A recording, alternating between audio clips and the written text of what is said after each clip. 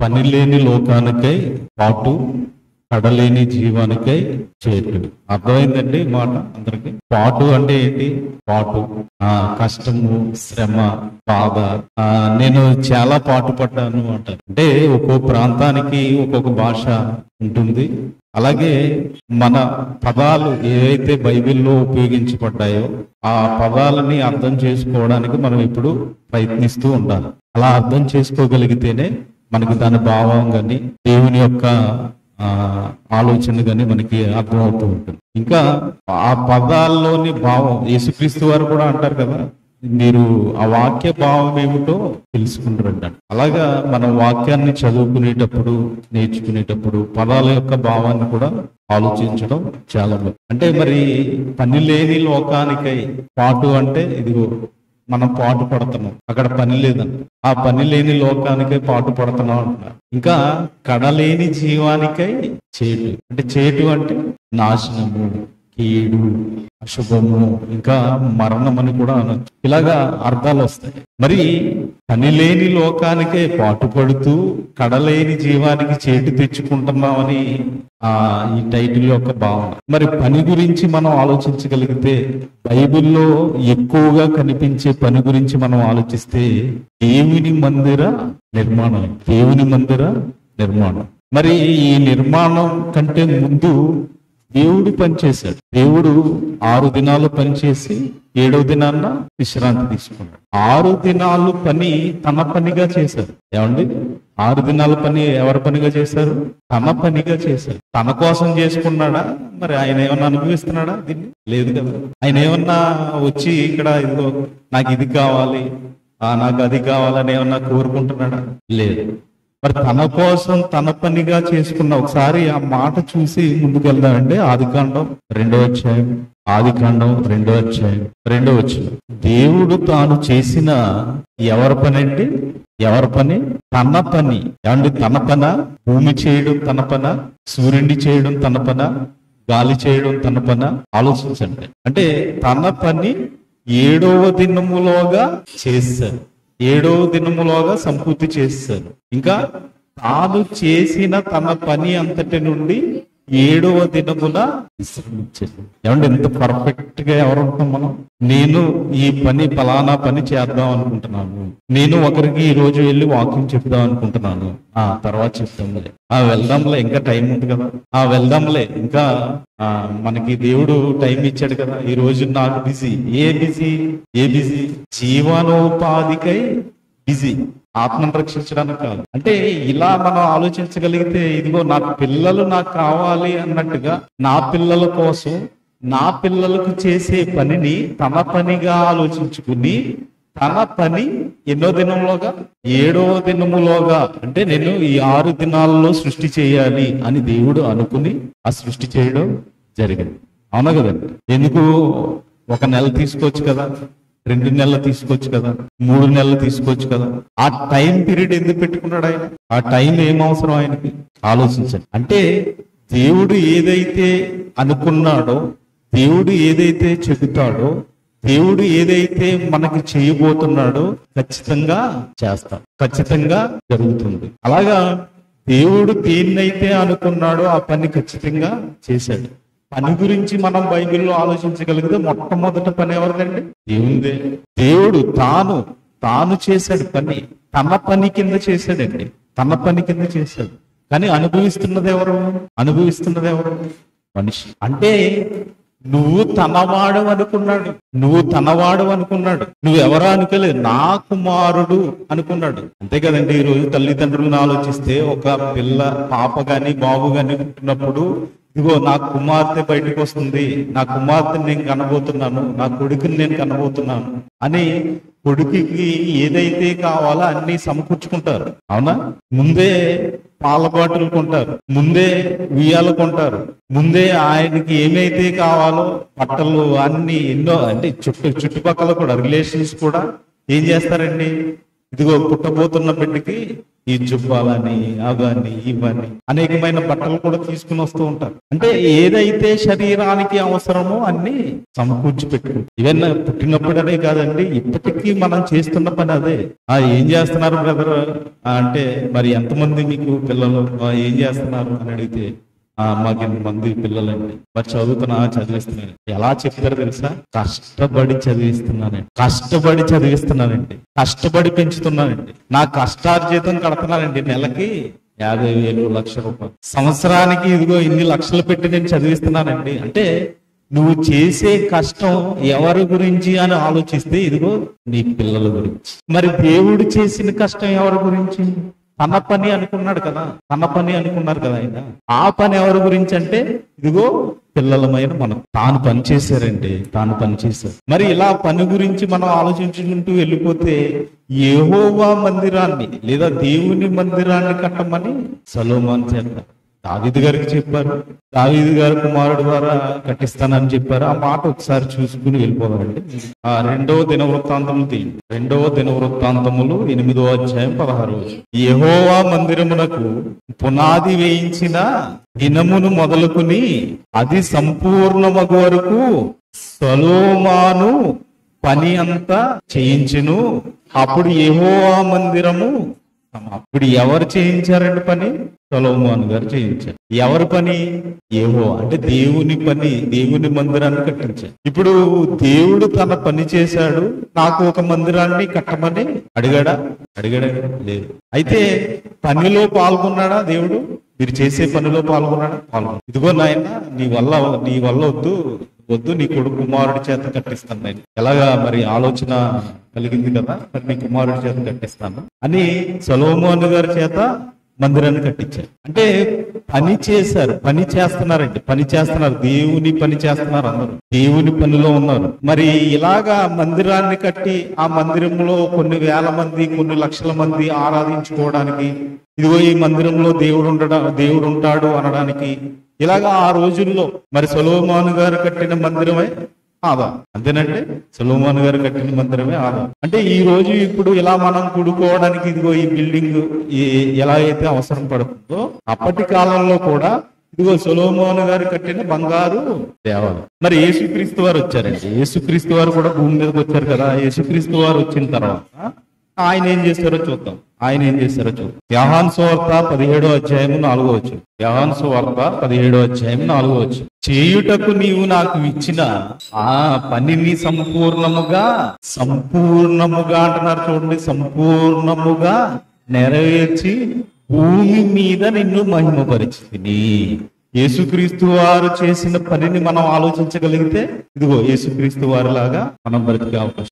చేయుటకు నీవు నాకు ఇచ్చిన పని ఏదైతే మీరు నాకు ఇచ్చారో ఆ పని నేను ఏం చేశాను?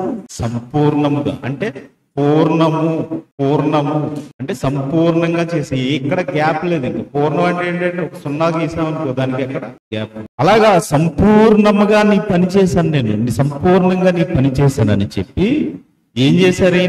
ఏం పని చేశారు? మరి ఎలా చేశారు? ఇతని పని ఏం చేశారని మనం ఆలోచించగలిగితే ప్రకటన గ్రంథము 1వ అధ్యాయము 6వ వచనం.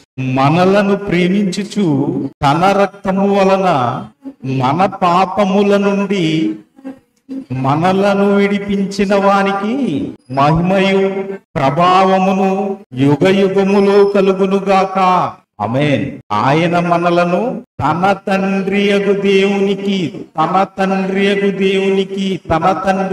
దేవునికి ఒక రాజ్యముగాను యాజకులుగాను చేసి. ఇతను చేసిన పని ఏంటంటే ఎవరైనా ఇప్పుడు మనం చదువుకున్న వచనంలో ఎవరు కనిపిస్తున్నారు?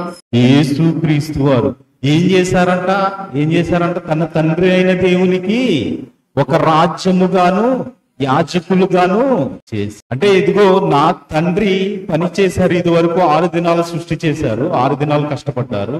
ఆయన విశ్రాంతిలో ఉన్నా ఇప్పటికీ పని చేస్తున్నాం. ఎందుకంటే నా తండ్రి నేను ఇంకా పని చేస్తున్నాము, మీకు స్థలాలు సిద్ధపరచడానికి వెళ్తున్నాం అంటారు కదండి. స్థలము సిద్ధపరచడానికి వెళ్తున్నా అంటే వాళ్ళు పనిలో ఉన్నారు. ఇదిగో ఈయన కుమారుడు, ఈయనకి ఇలా ఉంటే బాగుంటుంది, ఈయన ఇది కోరుకుంటాడు. అంతే కదండి. మన అవసరాలను బట్టే కదా ఆయన మనల్ని భూమి మీదకి, మనకి రుచులు ఏం కావాలి, మనకి అలవాట్లు ఏంటి, అంతేనా?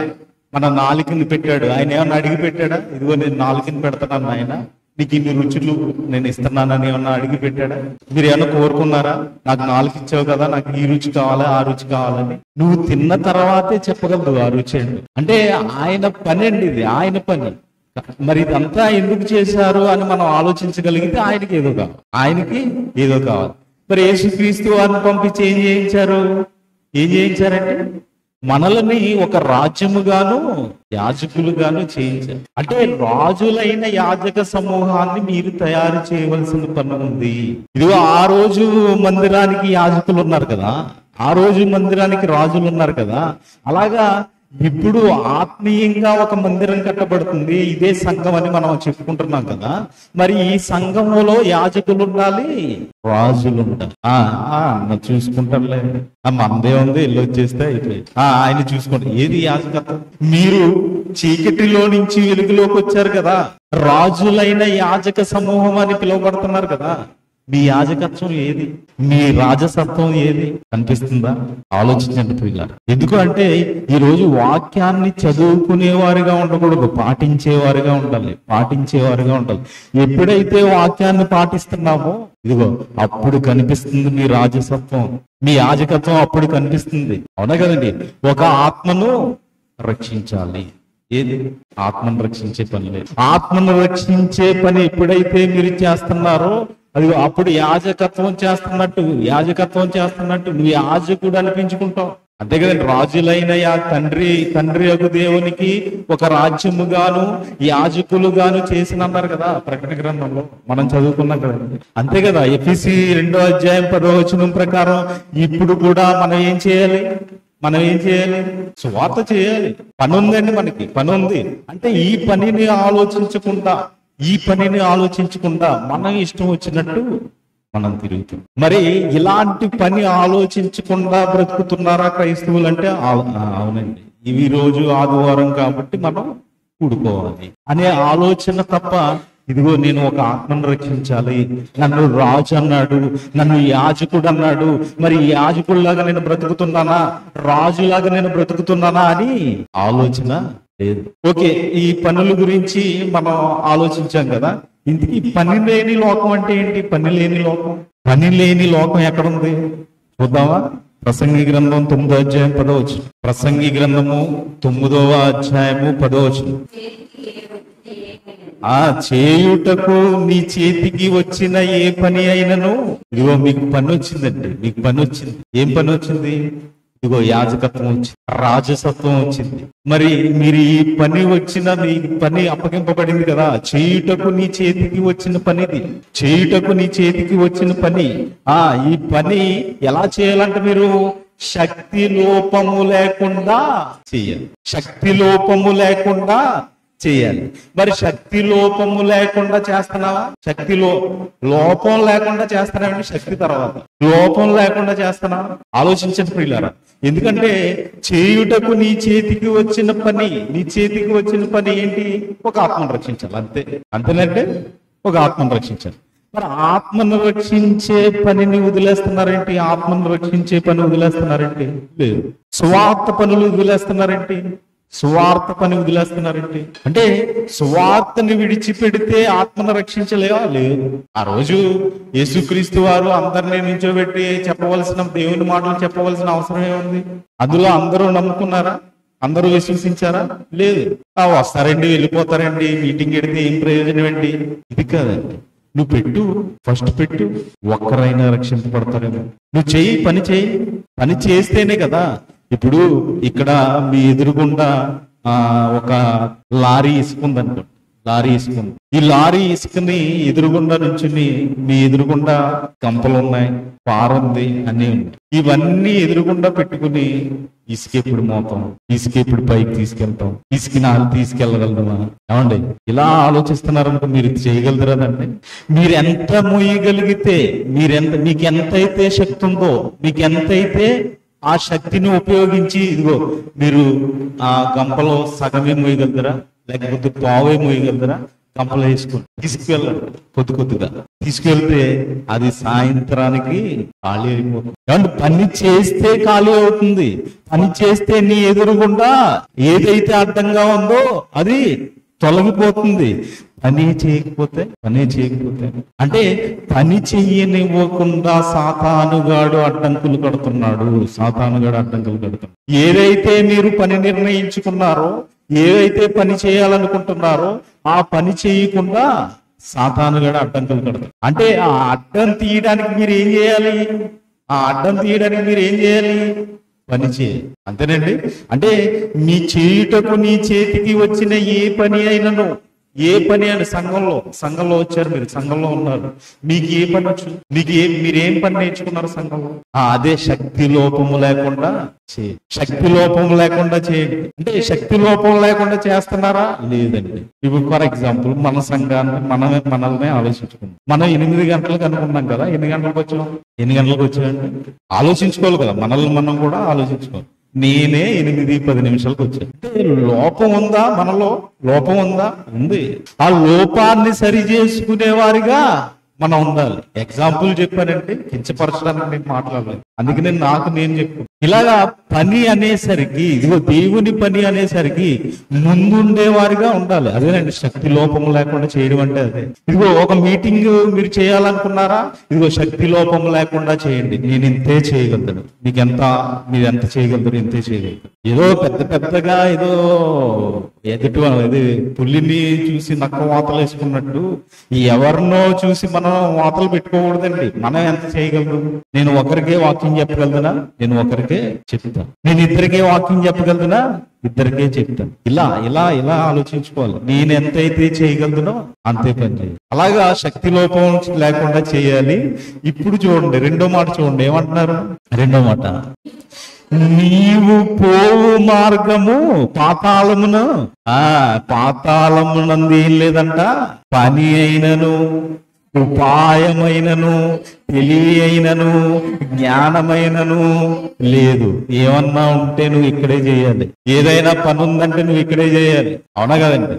నాకు నిద్ర వచ్చేస్తుంది అంటే ఇంకా నేను ఏం చేయలేను, నేను చేయలేను, నాకు రాదంటే నేను ఏం చేయలేను.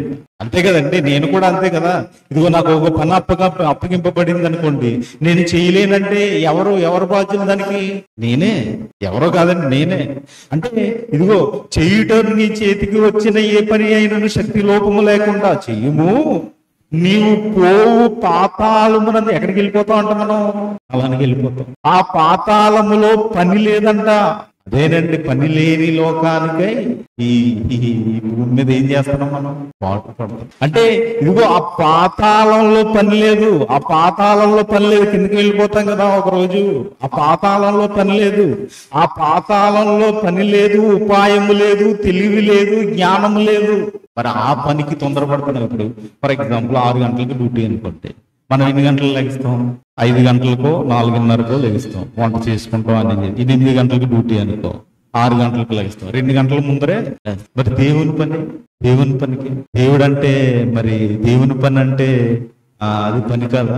దేవుని పనికి మనం ప్రిఫరెన్స్ ఇవ్వకూడదా? అంటే మన జీవనోపాధికి ఇచ్చే ఆ ఆధిక్యత కూడా, ఆ అవసరత కూడా, లేక ఇదిగో మనం ఏదైతే బ్రతకడానికి చేసుకుంటున్నామో ఆ పనులకి ఇచ్చే ప్రిఫరెన్స్ కూడా దేవుని పనికి ఇవ్వలేకపోతున్నావా? దేవుని పనికి ఇవ్వలేకపోతున్నావా? ఆలోచించండి. అంటే ఇదిగో అక్కడ ఏ పని లేదు, నువ్వు పోయే పాతాళంలో ఏ పని లేదు, అక్కడ ఉండదు, ఇంకా ఏమి ఉండదు పాతాళంలో పని. ఏం పని ఉంటది? పళ్ళు కొరుకుట, ఏడు.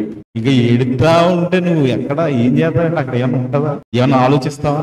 ఇప్పుడు ఒక వ్యక్తికి దెబ్బ తగిలిందని, ఒక వ్యక్తి అనారోగ్యంగా ఉందనుకో, ఆ అనారోగ్యంతో ఉన్నప్పుడు నేను బిల్డింగ్ కట్టాలి, నేను స్లాబ్ వేయాలి, నేను టీవీ కొనుక్కోవాలి, నేను ఫ్రిడ్జ్ కొనుక్కోవాలి, నాకు బిర్యానీ కావాలి, నాకు అది కావాలి, ఇది కావాలని ఆలోచిస్తాడా? నా రోగం ఎప్పుడు తగ్గుతుంది, రోగం నాకున్న సమస్య ఎప్పుడు తీరిపోద్దని ఆలోచిస్తాడు కదండి. అంటే అక్కడికి వెళ్ళిన తర్వాత అదే ఆలోచన, ఇంకేమి ఉండదు. అంటే పని లేని లోకానికి అక్కడ పని ఏమి లేదు, అక్కడ తెలివి లేదు, జ్ఞానం లేదు, ఏమి లేదు. ఇక్కడ ఈ భూమి మీద దొరుకుతాయి ఇవన్నీ మీకు. ఈ భూమి మీద దొరికే వాటి కోసం పనిచేస్తారా? ఈ భూమి మీద వాటి దొరికే కోసం పనిచేస్తారా? ఇది అక్కడ ఏం లేదు కదా. ఇప్పుడు మీరు జీవనోపాధి కోసమే పనిచేస్తున్నారు అనుకుంటే భూమి మీద, ఎందుకంటే మీరు క్రైస్తవులండి. క్రైస్తవుల గురించి మాట్లాడుతున్నారు. క్రైస్తవులుగా ఇదిగో ఈ భూమి మీద మీ జీవనానికి మాత్రమే బ్రతికితే ప్రయోజనం లేదు, అక్కడ పని లేదు. వెళ్ళిన తర్వాత దేవుడు ఏదైతే ఇదిగో యేసుక్రీస్తు వారు పనిచేసి వెళ్ళిపోయారు కదా, పౌలు గారు పనిచేసి వెళ్ళిపోయారు కదా, ఇదిగో పాత నిబంధనలో భక్తులు ఎంతో మంది పనిచేసి వెళ్ళిపోయారు కదా, అలాంటి పనిని మీరు ఎంచుకున్నారా? అలాంటి పనిని ఏమైనా ఎంచుకున్నారా? అలాంటి పని నేను చెయ్యాలి అని అనుకున్నారా? ఇదిగో మనకి పని అప్పగించారు కదా, ఎఫెసీ 2:10 ప్రకారం. మరి ఆ పనిలో నేను పాల్గొనాలి, ఆ పనిని నేను చెయ్యాలి అని ఆలోచిస్తున్నారా? లేదంటే యెషయా గారు కూడా మాట్లాడతారు చూడండి. యెషయా గారు 38:18 పాతాళమున నీకు స్థుతి కలుగుదు, మృతి నీకు కృతజ్ఞతాస్తుతి చెల్లింపదు, సమాధిలోనికి దిగువారు నీ సత్యమును ఆశ్రయించరు. ఇదిగో ఈ రోజు సత్యం వినపడుతుంది కదండి, ఈ రోజు వాక్యం వినపడుతుంది కదా. ఈ వాక్యాన్ని ఆశ్రయించిన వారు ఎక్కడికి వెళ్ళిపోతున్నారంట? సమాధిలోకి వెళ్ళిపోతున్నారంట. పాతాళమున నీకు స్థుతి కలగదు, ఎవరు స్థుతించేవారు లేరు అక్కడ. మృతి నీకు కృతజ్ఞతాస్తుతి చెల్లింపదు. ఇంకా అంటారు చూడండి కీర్తనలో కూడా, కీర్తనలు 6:5 కీర్తనల గ్రంథము 6:5 మరణమైన వారికి నిన్ను గూర్చిన జ్ఞాపకము లేదు, పాతాళములో ఎవరు నీకు కృతజ్ఞతాస్తుతులు చెల్లించుదురు? ఏమండి ఇప్పుడు వెళ్ళిపోయేదా ఎక్కడికి? నీవు పోవు పాతాళంలో పని లేదనుకున్నాం కదా, ఆ పాతాళంలో ఎవరైనా దేవుడి కృతజ్ఞతాస్తుతులు చెల్లిస్తారా? లేదు. పాతాళములో పని చేసే అవకాశమే లేనప్పుడు కృతజ్ఞత ఎలా చెప్తామండి? పాతాళంలో జ్ఞానమే లేనప్పుడు కృతజ్ఞత ఎలా చెప్తామండి? పాతాళంలో తెలివి లేనప్పుడు కృతజ్ఞత ఎలా చెప్తామండి? ఏమండి ఈ రోజు కృతజ్ఞత చెప్పుకోవడానికి కూడా మనిషి ఆలోచిస్తామండి. ఒక్కసారి ఇదిగో మనం ఇలా నిలబడ్డాం కదా, మనకున్న సమస్యలతోటి మనం ఏదో అయిపోయింది, అగ్ని వంటి శ్రమ మనకు వచ్చేసింది అనుకుంటాం కదా. ఒక్కసారి మీరు బయటికి వెళ్ళి చూడండి, మీకున్న సమస్యలు ఉన్నాయి కదా, ఈ సమస్యలకి ఒక గాంధీ హాస్పిటల్కి వెళ్ళారనుకోండి, నేనే బెటర్ అనిపిస్తుంది, అర్థమవుతుందంటే చెప్పి నిమ్స్ హాస్పిటల్కి వెళ్ళారనుకో, అక్కడ ఉన్న జనాన్ని వాళ్ళందరిని చూసిన తర్వాత నేను చాలా బెటర్ అనిపిస్తుంది. అంటే దేవుడు మనల్ని అలా కాపాడుకుంటున్నాడండి. దేవుడు మనల్ని కాపాడుకుంటే చిన్న చిన్నవి మనకు వచ్చి, చాలా చిన్న చిన్నవి మనం భరించగలిగే వస్తాయి, భరించలేని ఎవడు దేవుడు. ఎందుకంటే నువ్వెవరో క్రైస్తవుడు. కాబట్టి ప్రియులారా, ఇదిగో ఏదైనా మీరు చేయాలనుకుంటే, యోబు గారు ఉన్నారు కదా, యోబు గారు ఏం చేశారు? ఆయన మొత్తం ఆస్తి అంతా నాశనం అయిపోయింది, ఆయన పిల్లలు నాశనం అయిపోయారు.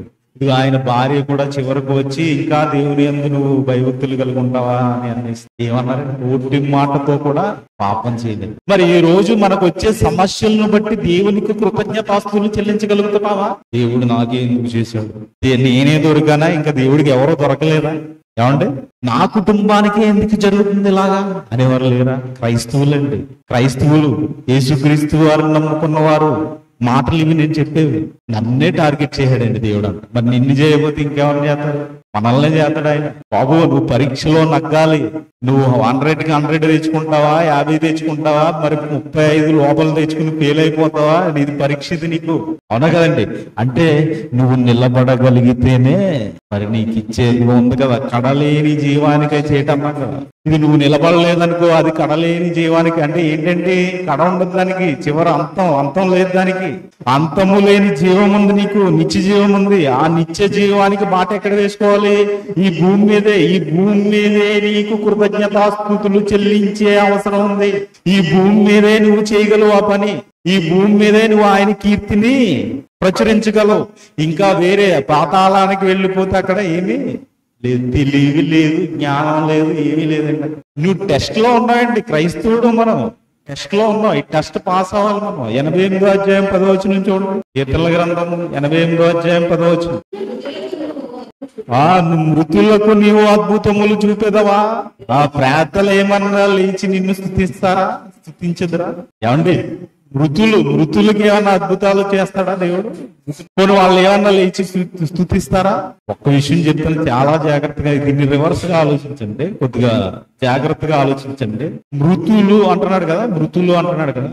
ఇప్పుడు నువ్వు కృతజ్ఞతాస్తుతులు చెల్లించలేదనుకో దేవునికి, నువ్వెవరు? మృతులు ఎలా చెల్లించరు కదా, నువ్వు చేయట్లేదంటే నువ్వు కూడా మృతుడే. నువ్వు ఆయన కీర్తిని ప్రచురిస్తలేదు కదా, ఆయన కీర్తిని ప్రచురించమన్నాడు కదా. ఒకవేళ ప్రేతలు ఇందాక మాట్లాడుకున్నాం కదా, వాళ్ళు ఏమో వచ్చి నిన్ను వివరించరు కదా, నీ గురించి చెప్పరు కదా అన్నారు కదా. నువ్వు చెప్పట్లేదనుకో నువ్వెవరు? మృతుడు. నేను చెప్పట్లేదనుకో నేను ఎవరండి? మృతుడిని. అంటే మీలో జీవం ఉంది, మిమ్మల్ని మీలో జీవం పెట్టి ఈ భూమి మీదకి పంపించాడు. ఈ భూమి మీదకి పంపిన యేసుక్రీస్తు వారు ఎలాగైతే పని చేశారో, అంటే మన ఆత్మ మనకి ఏమవుతుందండి? మన దేహానికి ఏంటి? వెలుగు. అంటే ఈ వెలుగు ఉన్నంత చూపే మీరు పని చేయాలి, వెలుగు లేకపోతే చేయలేదు. అదే మాట యేసుక్రీస్తు వారు అంటారు చూడండి. యోహాను సువార్త 9వ అధ్యాయం 4వ వచనం. యోహాను సువార్త, ఈ మాట కూడా చాలా మందికి అర్థం కాలేదండి. యోహాను సువార్త 9వ అధ్యాయం 4వ వచనం. పగలున్నంత వరకు నన్ను పంపిన వాని క్రియలు మనము చేయుచుండవలెను. ఆ రాత్రి ఒకటి వచ్చేస్తుందంటే నువ్వు చచ్చిపోతావు అని ఎవ్వడును అప్పుడెప్పుడో పని చేయలేదు. నువ్వు పగలున్నంత వరకు నీలో ఆత్మ ఉంది కదా, నీలో వెలుగు ఉంది కదా, నీలో జీవం ఉంది కదా. ఈ జీవం ఉన్నంత వరకే మనం పని చేయగలం, తర్వాత పని లేదు. నువ్వు పగలున్నంత వరకు ఎవరు పంపారు? ఇన్ని తండ్రి అయిన దేవుడు భూమి మీదకు పంపాడు. నన్ను పంపిన వాని క్రియలు మనము ఏం చేయాలంట? చేయించుండవాలి. అంటే చేయించుండవాలని అన్నారా? నేను చేస్తానన్నారా? మరి ఏది మరి ఏంటి? పనులు ఏమని? పనులు లేవు. ఎలా పరిమితం అయిపోయామంటే ఆదివారానికి పరిమితం అయిపోయాము. ఇవి మనమనే కాదండి, చాలా మంది ఇదే కోవలో ఉన్నారు. ఎందుకంటే యేసుక్రీస్తు వారి మాటలు అర్థం కావట్లేదు. పగలున్నంత వరకు నన్ను పంపిన వాని క్రియలు మనం చేయించుండవలన అంటే మరి రాత్రి వస్తుంది కదా, అప్పుడు ఎవడో రాత్రులు పని చేయలేమని కాదండి. అక్కడ రాత్రి అనేది నిద్రకే ఇచ్చాడు. మరి దావీదు గారు దేవారాత్రములు ధ్యానించలేదా? యేసుక్రీస్తు వారు రాత్రులు ప్రార్థన చేయలేదా? మరి వాళ్ళిద్దరిని కౌంట్ లోకి తీసుకోవద్దా? మనం తీసుకోవాలా వద్దా? రాత్రి నిద్రపోవాలి, రాత్రి మనం పడుకోవాలి, రాత్రి వెళ్ళిపోవాలి, రాత్రి లేట్ అయిపోతుంది. ఏమండి ఆలోచించాలి. ఏమంటున్నారు? పగలున్నంత వరకే, అంటే నీలో ఆత్మ ఉంది కదా, వెలుగు ఉంది కదా, ఈ వెలుగున్నంత వరకే నన్ను పంపిన వాని క్రియలు మనము చేయుచుండవలని ఎవరు చెప్తున్నారు ఈ మాట? యేసుక్రీస్తు వారు స్వయానా చెప్తున్నారు. అంటే మీలో ఆత్మ ఉన్నంత వరకే పని చేయి, అంతేనండి. రాత్రి వచ్చుచున్నది అంటే నీలో ఈ వెలుగు వెళ్ళిపోతుంది. ఒక రోజు నువ్వు చీకటి అయిపోబోతున్నావు, నువ్వు పాతాళానికి వెళ్ళబోతున్నావు. అప్పుడు ఎవడును పని చేయలేడు, ఉండదు అవకాశం, ఎవ్వడు చేయలేడండి. అదే చెప్తున్నారు. అంటే ఈ లోకం కోసమే బ్రతికే వారి గురించి యేసుక్రీస్తు వారు చెప్పారు. ఇదిగో వెలుగుంది నాయన, మీలో ఆత్మను పెట్టాడు నాయన దేవుడు. ఇదిగో ఆయన ఎవరైతే ఆత్మ పెట్టారో, ఇదిగో ఆత్మ పెట్టిన వాని పని ఎవరు? దేవుడు. ఆ దేవుని పని మీరు చేయాలి. ఎప్పుడు? మీలో వెలుగున్నంత చూపే, మీలో వెలుగున్నంత చూపు. ఈ క్షణాన్న ఈ ప్రాణం పోయిందని, ఈ వెలుగు ఆరిపోయింది అనుకోండి. మీరు లోకమునకు వెలుగై ఉన్నారన్నారు కదా, ఆ వెలుగు ఆరిపోయింది అనుకోండి. ఏం జరుగుతుంది? ఎంతమంది మీలో నిలబడే వాళ్ళుగా ఉన్నారు? ఎంతమంది పని చేయగలరు? ఎంతమంది నేర్పించగలరు? ఆలోచించండి పిల్లలు.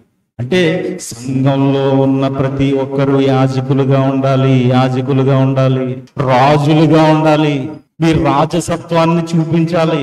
వాక్యం చెప్పండి, వాక్యం నేర్చుకోండి, ఒక ఆత్మను రక్షించండి. ఇలా ఉండాలండి, ఇలా ఉండాలి. ఇదిగో ఈ లోకం కోసం ఒకవేళ నువ్వు బ్రతికితే, ఈ లోకమే మాయ, ఈ లోకమనే మాయలో మునిగిపోయి నీ జీవనోపాధి, నీ ప్రాణాన్ని రక్షించుకోవడానికి నీకు నువ్వే కష్టపడుతూ ఉంటే ఏమంటారో తెలుసా? దేవుడు ఏమంటారో తెలుసా? లూకాసు వార్త 12వ అధ్యాయం, లూకాసు వార్త 12వ అధ్యాయము 16 నుంచి చదువుకుందాం. మరియు ఆయన వారితో ఈ ఉపమానం చెప్పెను. ఒక ధనవంతుని భూమి సమృద్ధిగా పండెను. అప్పుడు అతడు, నా పంట సమకూర్చుకొనుటకు నాకు స్థలము చాలదు కనుక నేనేమి చేతునని తనలో తాను ఆలోచించుకుని, నేను ఇలాగ చేతును తనకు తాను ఆలోచించుకున్నాడండి. ఏమని? నాకు బాగా వచ్చింది, ఈ నెల శాలరీ 30,000 రావాల్సింది, 1,00,000 రూపాయలు వచ్చింది. ఇప్పుడు నేను దీన్ని ఏం చేయాలి అంటే దీనికి ఒక అకౌంట్ కొనుక్కోవాలి, ఆ అకౌంట్ లో దాచుకోవాలి. ఇలా ఇప్పుడు ఉన్న జనరేషన్ చెప్తున్నాను. అప్పుడు ఆయన అలా ఆలోచించాడు. ఆ ఉపమానం అక్కడ ఆయన వారితో ఇలా చెప్పాడు. ఇప్పుడున్న జనరేషన్ ని క్రియేట్ చేయాలి, అలా చెప్తున్నాను అనమాట. నా కొట్లు విప్పి వాటికంటే గొప్ప వాటిని కట్టించి, ఇదిగో నాకు ఏదో చిన్న బ్యాంకు కోటాక్ బ్యాంక్ లోనే ఇందులో అకౌంట్ ఉంది కదా, ఈసారి SBI బ్యాంక్ అకౌంట్ వేద్దాం. అందులో నా ధాన్యమంతటిని, నా ఆస్తిని సమకూర్చుకొని, నా ప్రాణముతో ప్రాణమా అనేక సంవత్సరములకు విస్తారమైన ఆస్తి నీకు సమకూర్చబడి ఉన్నది. నువ్వేం చేయాలంటప్పుడు సుఖించుము, తినుము, త్రాగుము, సంతోషించమని చెప్పుకుందుననుకుని. నేనేమనుకున్నాడంటే, వచ్చింది మనకు బాగానే అమౌంట్ వచ్చింది, నో ప్రాబ్లం.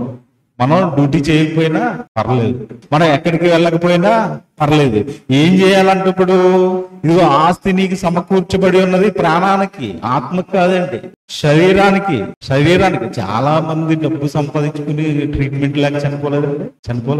ఎంత డబ్బు ఉన్నా డబ్బుని నీకు వచ్చే రోగానికి ఉపయోగపడదు. ఎంత డబ్బు సంపాదించుకున్నా ఇదిగో నీ రోగాన్ని నయం చేసుకోలేవు. మనకు ఉదాహరణలు బోల్డ్ అని ఉన్నాయండి ప్రపంచంలో. అంటే ఇప్పుడు ఈయన ఏమంటున్నాడు? ఆస్తి నీకు సమకూర్చబడి ఉన్నది, సుఖించు, నువ్వు హ్యాపీగా ఉండు, లాడ్జ్లోకి వెళ్ళు, తిరుగు, ఎంజాయ్ చేయి. డబ్బు ఎక్కడి నుంచి వస్తుంది? ఆల్రెడీ నీకు కోట్ల కొలు ఉన్నది. SBI అకౌంట్ తీసావు కదా, ఆల్రెడీ చిన్న అకౌంట్ ఏదో ఉందని నువ్వు ఇంకొక పెద్ద అకౌంట్ ఇంకా ఉంటాయండి.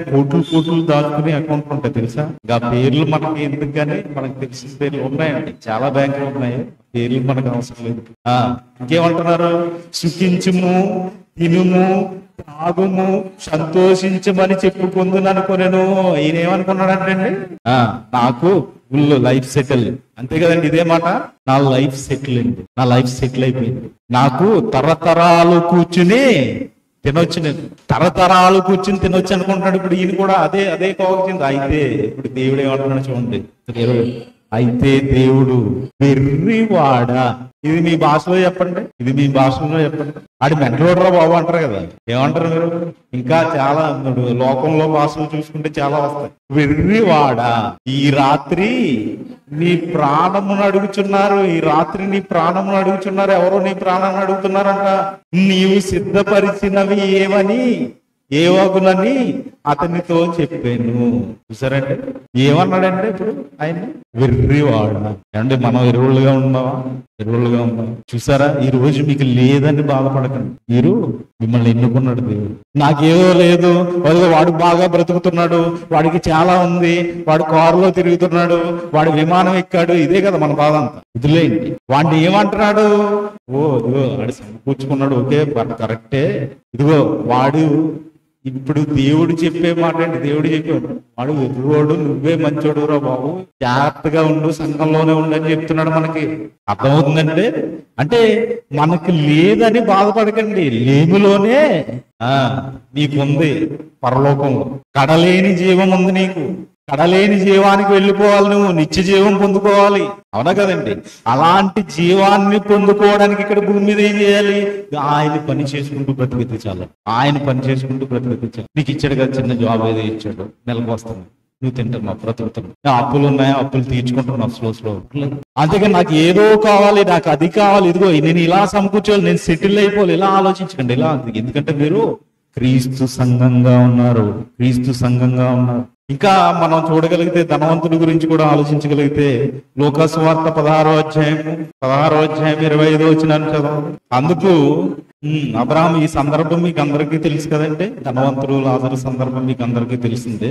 ధనవంతుడి గురించి అబ్రహాం గారు మాట్లాడుతున్న మాట, అబ్రహాం గారు అంటున్నారంట, అవు కుమారుడా, నీవు నీ జీవిత కాలమందు నీకు ఇష్టమైనట్టు సుఖము అనుభవించితివి. ఎవరండి నా సుఖం అనుభవించిన అతను? ధనవంతుడు. నీవు నీ జీవిత కాలమందు నీకు ఇష్టమైనట్టు సుఖము అనుభవించితివి, అలాగుననే లాజరు కష్టము అనుభవించినని జ్ఞాపకము చేసుకొనుము. ఇప్పుడైతే వాడు ఇక్కడ నెమ్మది పొందుచున్నాడు. ఏం చేస్తున్నారండి? లాజరు కష్టం అనుభవించాడు కదా. ఈ రోజు మీకు కూడా ఉన్నాయి కదా కష్టం, మనందరికీ కష్టాలు ఉన్నాయి కదా. ఈ కష్టాలు ఎప్పుడు తీరుతాయా అని ఆలోచిస్తున్నాం కదండి. ఈ కష్టాలు ఎప్పుడు తీరుతాయా అన్న ఆలోచన ఉంది కదా మనకి. ఎప్పుడంట ఇదిగో ఇక్కడ వాడు ఇక్కడ నెమ్మది పొందుచున్నాడు. మరి ధనవంతుడు మరి ఇక్కడ ఈ భూమి మీద చేశాడు, ఏం చేశాడు? సుఖమని. మరి ధనవంతుడు ఏమవుతుంది అక్కడ? ఏం జరుగుతుందండి? యాతన పడుచున్నావు, నువ్వు యాతన పడిపోతున్నావు. ఇది తీరేది కాదు, ఇది ఎండవది ఇక్కడ.